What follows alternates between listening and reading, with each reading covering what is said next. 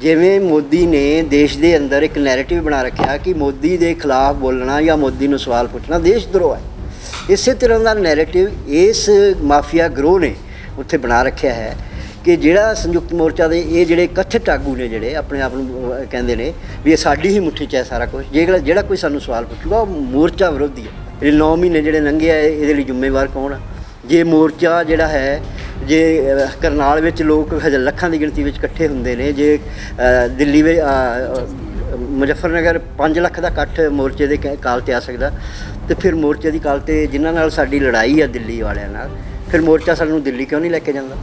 ਜੇ ਕੋਈ ਸਵਾਲ ਪੁੱਛਦਾ ਤਾਂ ਗਲਤ ਪੁੱਛਦਾ ਹੈ। ਇਹ ਸਮਝਦੇ ਆ ਨਾ ਵੀ ਅਸੀਂ ਇਹਦੇ 'ਤੇ ਅਟੈਕ ਕਰਾ ਲਿਆ ਅਤੇ ਇਹਦਾ ਮੂੰਹ ਬੰਦ ਹੋ ਜਾਊਗਾ।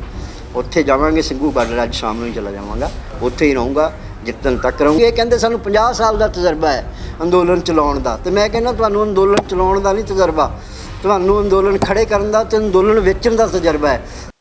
ਕਿ ਜਿਹੜੀ ਸੰਯੁਕਤ ਮੋਰਚੇ ਦੀ ਲੀਡਰਸ਼ਿਪ ਇਹ ਦਾਅਵਾ ਕਰਦੀ ਆ ਕਿ ਅਸੀਂ ਲੀਡਰ ਹਾਂ, ਸੰਘਰਸ਼ ਚਲਾਉਣ ਲਈ ਅਸੀਂ ਲੀਡ ਕਰਦੇ ਹਾਂ। ਸੰਘਰਸ਼ ਲੜਨ ਵਾਲਾ ਕੋਈ ਵੀ ਸਧਾਰਨ ਤੋਂ ਸਧਾਰਨ ਬੰਦਾ ਵੀ ਕੋਈ ਉਹਨਾਂ ਨੂੰ ਸਵਾਲ ਪੁੱਛ ਸਕਦਾ ਹੈ ਕਿ ਨਹੀਂ ਪੁੱਛ ਸਕਦਾ। ਮੇਰਾ ਸਿਰਫ ਇਹ ਉਹਨਾਂ ਨਾਲ ਜੇ ਕੋਈ ਹੈਗਾ ਮਤਭੇਦ ਹੈਗਾ ਜਿਹੜਾ, ਉਹ ਇਹੀ ਹੈ ਕਿ ਮੈਂ ਸਵਾਲ ਪੁੱਛਦਾ ਅਤੇ ਉਹ ਚਾਹੁੰਦੇ ਆ ਵੀ ਕੋਈ ਸਾਨੂੰ ਸਵਾਲ ਨਾ ਪੁੱਛੇ, ਔਰ ਉਹਨਾਂ ਨੇ ਲੋਕਾਂ ਦੀ ਜ਼ੁਬਾਨਬੰਦੀ ਕਰਾ ਰੱਖੀ ਹੈ। ਜਿਵੇਂ ਮੋਦੀ ਨੇ ਦੇਸ਼ ਦੇ ਅੰਦਰ ਇੱਕ ਨੈਰੇਟਿਵ ਬਣਾ ਰੱਖਿਆ ਕਿ ਮੋਦੀ ਦੇ ਖਿਲਾਫ ਬੋਲਣਾ ਜਾਂ ਮੋਦੀ ਨੂੰ ਸਵਾਲ ਪੁੱਛਣਾ ਦੇਸ਼ ਧਰੋਹ ਹੈ।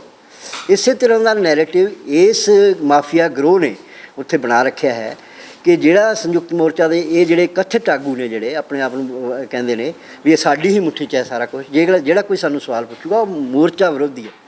ਇਹ ਹੋ ਨਹੀਂ ਸਕਦਾ ਕਦੀ। ਮੋਰਚੇ ਦੇ ਨਾਲ ਤਾਂ ਸਾਰੀ ਦੁਨੀਆ ਜੁੜੀ ਹੋਈ ਹੈ, ਅਤੇ ਸਾਰੀ ਦੁਨੀਆ ਜਿਹੜੀ ਆ ਉਹ ਕੋਈ ਰਾਜੇਵਾਲ ਨਾਲ ਥੋੜ੍ਹੀ ਜੁੜੀ ਹੋਈ ਆ, ਜਾਂ 5-7 ਲੋਕਾਂ ਨਾਲ ਥੋੜ੍ਹੀ ਜੁੜੀ ਹੋਈ ਹੈ। ਅਤੇ ਸਵਾਲ ਪੁੱਛਣ 'ਤੇ ਹਰ ਕਿਸੇ ਦਾ ਅਧਿਕਾਰ ਹੈ। ਜੇ ਅਸੀਂ ਮੋਰਚਾ ਲੜ ਰਹੇ ਹਾਂ, ਪਿਛਲੇ 9 ਮਹੀਨਿਆਂ 'ਚ ਅਸੀਂ ਉੱਥੇ ਬੈਠੇ ਹਾਂ, ਅਸੀਂ ਸਾਰਾ ਕੁਝ ਸਫ਼ਰ ਕਰ ਰਹੇ ਹਾਂ, ਅਤੇ ਕਿ ਅਸੀਂ ਆਪਣੇ ਆਗੂ ਨੂੰ ਇਹ ਵੀ ਨਹੀਂ ਪੁੱਛ ਸਕਦੇ ਵੀ ਇਸ ਮੋਰਚੇ ਦਾ ਬਣਿਆ ਕੀ ਆ, ਇਹਦਾ ਬਣੂਗਾ ਕੀ? ਇਹ 9 ਮਹੀਨੇ ਜਿਹੜੇ ਲੰਘੇ ਆ ਇਹਦੇ ਲਈ ਜ਼ਿੰਮੇਵਾਰ ਕੌਣ ਆ? ਜੇ ਮੋਰਚਾ ਜਿਹੜਾ ਹੈ, ਜੇ ਕਰਨਾਲ ਵਿੱਚ ਲੋਕ ਹਜੇ ਲੱਖਾਂ ਦੀ ਗਿਣਤੀ ਵਿੱਚ ਇਕੱਠੇ ਹੁੰਦੇ ਨੇ, ਜੇ ਦਿੱਲੀ ਵਿੱਚ ਮੁਜ਼ੱਫਰਨਗਰ 5 ਲੱਖ ਦਾ ਇਕੱਠ ਮੋਰਚੇ ਦੇ ਕਾਲ 'ਤੇ ਆ ਸਕਦਾ, ਅਤੇ ਫਿਰ ਮੋਰਚੇ ਦੀ ਕਾਲ 'ਤੇ ਜਿਨ੍ਹਾਂ ਨਾਲ ਸਾਡੀ ਲੜਾਈ ਆ ਦਿੱਲੀ ਵਾਲਿਆਂ ਨਾਲ, ਫਿਰ ਮੋਰਚਾ ਸਾਨੂੰ ਦਿੱਲੀ ਕਿਉਂ ਨਹੀਂ ਲੈ ਕੇ ਜਾਂਦਾ? ਜੇ ਕੋਈ ਸਵਾਲ ਪੁੱਛਦਾ ਤਾਂ ਗਲਤ ਪੁੱਛਦਾ ਹੈ। ਵੀ ਜਿਨ੍ਹਾਂ ਨਾਲ ਸਾਡੀ ਲੜਾਈ ਆ 26 ਜਨਵਰੀ ਤੋਂ ਬਾਅਦ ਉਹਨਾਂ 'ਤੇ ਸਾਡਾ ਕੋਈ ਪ੍ਰੈਸ਼ਰ ਹੀ ਨਹੀਂ ਹੈਗਾ। ਤੁਸੀਂ ਕਰੀ ਜਾਓ ਇਕੱਠੇ, ਹਰਿਆਣੇ ਕਰੀ ਜਾਓ, ਯੂਪੀ ਕਰੀ ਜਾਓ, ਤੁਸੀਂ ਪੋਲੀਟੀਕਲ ਆਪਣੇ ਗੇਮ ਖੇਡੀ ਜਾਓ, ਪਰ ਜਿਨ੍ਹਾਂ ਨਾਲ ਸਾਡੀ ਲੜਾਈ ਆ, ਆਮ ਜਿਹੜਾ ਮੋਰਚਾ ਲੜ ਰਿਹਾ ਉਹਦੀ ਤਾਂ ਲੜਾਈ ਦਿੱਲੀ ਨਾਲ ਹੈ। ਜੇ ਇਹਨਾਂ ਆਗੂਆਂ ਦੀ ਦਿੱਲੀ ਨਾਲ ਕੋਈ ਸੈਟਲਮੈਂਟ ਆ, ਅਤੇ ਉਹ ਮੋਰਚਾ ਲੜ ਰਿਹਾ ਲੋਕਾਂ ਦੀ ਤਾਂ ਕੋਈ ਸੈਟਲਮੈਂਟ ਨਹੀਂ। ਉਹ ਤਾਂ ਇਹਦਾ ਰਿਜ਼ਲਟ ਜਾਣਨਾ ਚਾਹੁੰਦੇ ਆ, ਕਾਰਨ ਜਾਣਨਾ ਚਾਹੁੰਦੇ ਆ।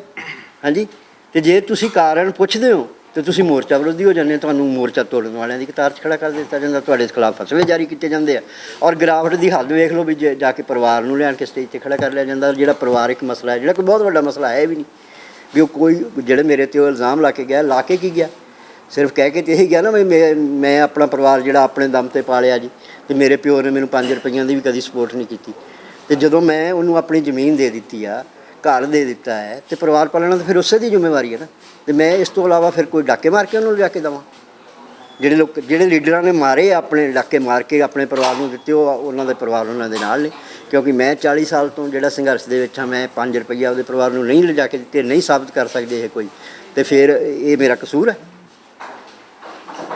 ਮਤਲਬ ਇਹ ਸਾਰੀਆਂ ਚੀਜ਼ਾਂ ਸੀ ਜਿਨ੍ਹਾਂ ਨੂੰ ਕਲੀਅਰ ਕਰਨਾ ਜ਼ਰੂਰੀ ਹੈ। ਹਾਲਾਂਕਿ ਮੈਂ ਬਹੁਤ ਸਾਰੀਆਂ ਚੀਜ਼ਾਂ ਅਜੇ ਵੀ ਨਹੀਂ ਕਹਿਣਾ ਚਾਹੁੰਦਾ, ਕਿਉਂਕਿ ਮੇਰਾ ਪਰਿਵਾਰਕ ਮੈਟਰ ਹੈ, ਪਰ ਇਹਨਾਂ ਨੂੰ ਮੇਰੇ ਸਵਾਲ ਜਿਹੜੇ ਹੈਗੇ ਇਹਨਾਂ ਨੂੰ ਜਵਾਬ ਦੇਣੇ ਪੈਣਗੇ। ਮੈਂ ਭੱਜ ਕੇ ਨਹੀਂ ਜਾਣ ਦੇਣਾ।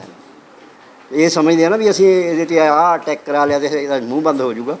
ਉੱਥੇ ਜਾਵਾਂਗੇ ਸਿੰਘੂ ਬਾਰਡਰ, ਅੱਜ ਸ਼ਾਮ ਨੂੰ ਹੀ ਚਲਾ ਜਾਵਾਂਗਾ, ਉੱਥੇ ਹੀ ਰਹੂੰਗਾ ਜਿੱਤਣ ਤੱਕ ਰਹੂੰਗਾ। ਜਿੰਨੀਆਂ ਵੀ ਇਹਨਾਂ ਦੀਆਂ ਸਾਜ਼ਿਸ਼ਾਂ ਨੰਗਾ ਕਰਾਂਗਾ, ਕਿਉਂਕਿ ਇਹ ਕਹਿੰਦੇ ਸਾਨੂੰ 50 ਸਾਲ ਦਾ ਤਜਰਬਾ ਹੈ ਅੰਦੋਲਨ ਚਲਾਉਣ ਦਾ, ਅਤੇ ਮੈਂ ਕਹਿੰਦਾ ਤੁਹਾਨੂੰ ਅੰਦੋਲਨ ਚਲਾਉਣ ਦਾ ਨਹੀਂ ਤਜਰਬਾ, ਤੁਹਾਨੂੰ ਅੰਦੋਲਨ ਖੜ੍ਹੇ ਕਰਨ ਦਾ ਅਤੇ ਅੰਦੋਲਨ ਵੇਚਣ ਦਾ ਤਜਰਬਾ ਹੈ।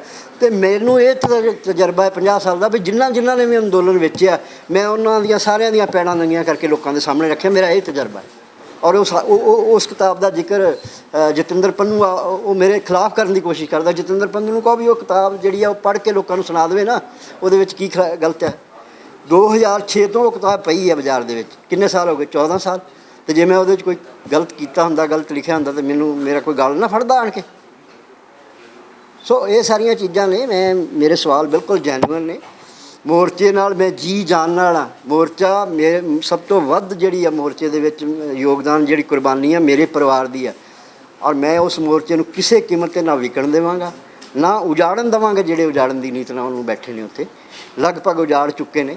ਜਿਹੜਾ ਜੋਗਿੰਦਰ ਯਾਦਵ ਉੱਥੇ ਖੜਾ ਹੋ ਕੇ ਕਹਿੰਦਾ ਸੀ ਹਰਿਆਣੇ, ਕਹਿੰਦੇ ਜੀ ਤੁਸੀਂ ਕਹਿੰਦੇ ਆ ਜੋ ਉਹ ਲੋਕ ਦੇਖ लें ਜੋ कहते हैं कि मोर्चा कमज़ोर पड़ गया है। ਉਹਦੀ ਆਪਦੀ ਸਟੇਜ ਦਾ ਮੈਂ ਸਰਵੇ ਕਰਵਾਇਆ। ਰਾਜਸਥਾਨ ਜਿਸ ਬਾਰਡਰ 'ਤੇ ਬੈਠਾ ਹੈ, 96 ਬੰਦੇ ਆ ਉੱਥੇ। ਅਤੇ ਇਹੀ ਤਾਂ ਸਾਡਾ ਰੌਲਾ ਹੈ ਵੀ ਜਿੱਥੇ ਸਾਡੀ ਲੜਾਈ ਆ ਉੱਥੇ ਨਾ ਬੰਦੇ ਹੈ, ਨਾ ਕੋਈ ਪ੍ਰੈਸ਼ਰ ਹੈਗਾ। ਤੁਸੀਂ ਲੋਕਾਂ ਨੂੰ ਹਰਿਆਣੇ, ਯੂਪੀ, ਕਲਕੱਤੇ ਕਦੀ ਇੱਧਰ ਉੱਧਰ ਭਜਾਈ ਫਿਰਦੇ ਹੋ, ਉਹਨਾਂ ਦੀ ਐਨਰਜੀ ਲਵਾਉਂਦੇ ਹੋ, ਉਹਨਾਂ ਦੇ ਪੈਸੇ ਲਵਾਉਂਦੇ ਹੋ, ਅਤੇ ਉਹਦਾ ਹਾਸਲ ਤਾਂ ਦੱਸੋ ਕੀ ਹੈ ਵੀ ਉਹਦਾ ਹਾਸਲ ਕੀ ਹੈ 9 ਮਹੀਨਿਆਂ ਦੇ ਵਿੱਚ। ਅਤੇ ਤੁਸੀਂ ਐਵੇਂ ਲੋਕਾਂ ਨੂੰ ਭਜਾਈ ਫਿਰੋਗੇ ਅਤੇ ਆਪਦੀ ਰਾਜਨੀਤੀ ਕਰੀ ਜਾਓਗੇ, ਇਹੋ ਕੁਛ ਕਰੀ ਜਾਓਗੇ ਲੋਕਾਂ ਨਾਲ। ਲੋਕਾਂ ਦੇ ਕਰਨਾਲ ਦੇ ਵਿੱਚ 100% ਉਦੋਂ ਲੋਕ ਚਾਹੁੰਦੇ ਸੀਗੇ ਵੀ ਅਗਲਾ ਸਾਨੂੰ ਦਿਓ ਪ੍ਰੋਗਰਾਮ, ਦਿਓ ਦਿੱਲੀ ਜਾਣ, ਮੰਗਦੇ ਸੀ ਪ੍ਰੋਗਰਾਮ। ਔਰ ਇਹਨਾਂ ਨੂੰ ਸਟੇਜ 'ਤੇ ਖੜ੍ਹ ਕੇ ਸਹੁੰ ਖਵਾਉਣੀਆਂ ਪਈਆਂ ਆਡੀਅנਸ ਨੂੰ ਵੀ ਜੋ ਕੁਛ ਅਸੀਂ ਕਹਾਂਗੇ ਤੁਸੀਂ ਉਹ ਮੰਨੋਗੇ, ਸਹੁੰ ਖਾਓ ਪਹਿਲਾਂ। ਇਹਨਾਂ ਨੂੰ ਪਤਾ ਸੀ ਨਾ ਆਪਦੀ ਔਕਾਤ ਦਾ, ਫਿਰ ਵੀ ਜੋ ਕੁਛ ਅਸੀਂ ਕਹਿਣਾ ਲੋਕਾਂ ਨੇ ਮੰਨਣਾ ਨਹੀਂ। ਤਾਂ ਇਹੀ ਡਰ ਸੀ ਨਾ ਜਿਸ ਕਰਕੇ ਸਹੁੰ ਖਵਾਉਂਦੇ ਸੀਗੇ। ਸੋ ਇਹ ਸਾਰੀਆਂ ਚੀਜ਼ਾਂ ਨਾਲ ਨੰਗੀਆਂ ਚਿੱਟੀਆਂ ਹੈਗੀਆਂ। ਜਿਹੜੇ ਇਸ ਗੱਲ ਨੂੰ ਇਸ ਤਰ੍ਹਾਂ ਨਾਲ ਇੰਟਰਪ੍ਰੇਟ ਕਰਦੇ ਨੇ ਵੀ ਅਸੀਂ ਮੋਰਚੇ ਦੇ ਵਿਰੋਧੀ ਹਾਂ, ਉਹ ਬਚ ਨਹੀਂ ਸਕਦੇ ਸਵਾਲਾਂ ਤੋਂ। ਇਹ ਝੂਠ ਬਹੁਤੇ ਦਿਨ ਰਹਿਣਾ ਨਹੀਂ। ਮੋਰਚੇ ਦਾ ਕੋਈ ਬੰਦਾ ਵਿਰੋਧੀ ਨਹੀਂ ਹੈਗਾ ਦੇਸ਼ ਦੁਨੀਆ ਵਿੱਚ ਬੈਠਾ। ਜਿੱਥੇ ਵੀ ਕੋਈ ਕਿਸਾਨ ਹੈਗਾ, ਮਜ਼ਦੂਰ ਹੈਗਾ, ਸਿੱਖ ਹੈਗਾ, ਨੌਨ ਸਿੱਖ ਹੈਗਾ, ਉਹ ਮੋਰਚਾ ਜਿੱਤਣਾ ਚਾਹੁੰਦਾ।